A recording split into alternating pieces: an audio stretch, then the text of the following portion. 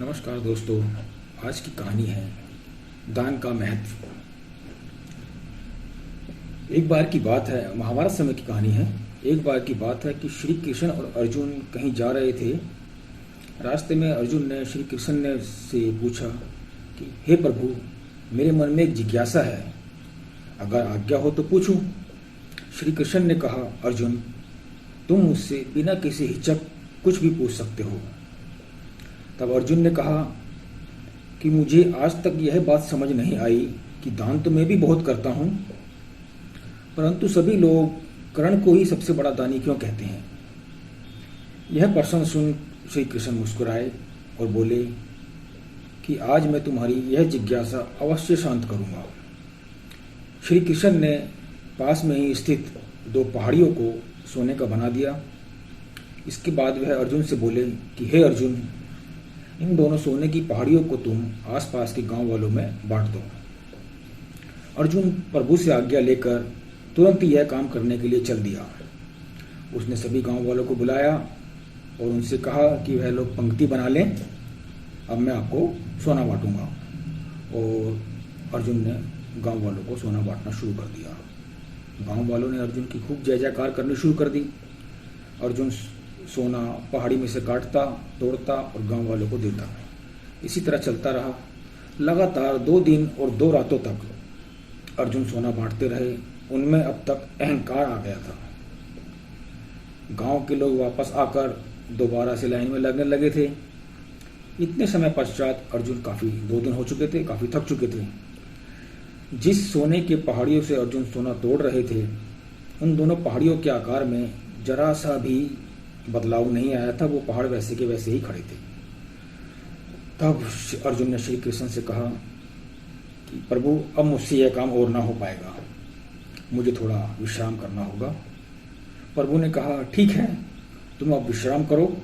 और उन्होंने कर्ण को बुलाया और कर्ण से कहा, कहे कर्ण, इन दोनों पहाड़ियों का सोना इन गांव वालों में तुम बांट दो।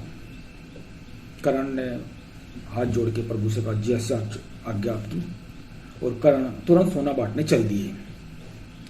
उन्होंने गांव वालों को बुलाया कर्ण ने और उनसे कहा कि ये पहाड़ी तो सोने की जो है, ये दोनों पहाड़ियां हैं, ये सोना आप लोगों का अपना है। आपको जिसको जितना सोना चाहिए वो अपना सोना ले जा सकता है। ऐसा कहकर कर्ण वहां से चले गए। यह देखकर अर्जुन ने कहा, मन में विचार किया, ऐसा विचार मेरे मन में क्यों नहीं आया। इस पर श्री कृष्ण ने जवाब दिया, हे अर्जुन, तुम्हें सोने से मोह हो गया था। तुम खुद यह निर्णय कर रहे थे कि किस गांव वाले को कितना सोना दूं। किसी को कम ज्यादा तुम सोना दे रहे थे। ये तुम्हारा जो था अंदर सोने से मोह था। तुम उसी हिसाब से पहाड़ी में से सोना खोद खोद कर गांव वालों को दे रहे थे। तुम में दाता होने का भाव आ गया था कि मैं दानवीर हूं, मैं देने वाला हूं। दूसरी तरफ कर्ण ने ऐसा नहीं किया। वह सारा सोना गांव वालों को देकर वहां से चले गए। वह नहीं चाहते थे कि उनके सामने कोई उनकी जय जयकार करे या उनकी प्रशंसा करे, तारीफ करे।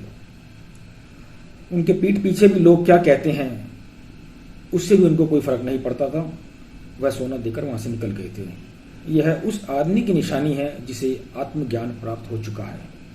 इस तरह श्री कृष्ण ने बड़े ही खूबसूरत तरीके से अर्जुन के प्रश्न का उत्तर दिया था। अर्जुन को भी अपने प्रश्न का उत्तर मिल चुका था। इस कहानी से जो सीख मिलती है वो कुछ इस तरह है कि दान देने के बदले में धन्यवाद या बधाई की उम्मीद करना भी उपहार नहीं, एक सौदा कहलाता है। यदि हम किसी को कुछ दान या सहयोग करना चाहते हैं तो हमें यह बिना किसी उम्मीद या आशा के करना चाहिए। हमें यह उम्मीद नहीं करनी चाहिए बदले में हमें भी कुछ मिलेगा। हमारा दान करने का जो कार्य है वो हमारा सत्कर्म हो, ना कि हमारा अहंकार। धन्यवाद। ये थी आज की कहानी। अगली कहानी में फिर आपसे मिलेंगे। तब तक के लिए नमस्कार।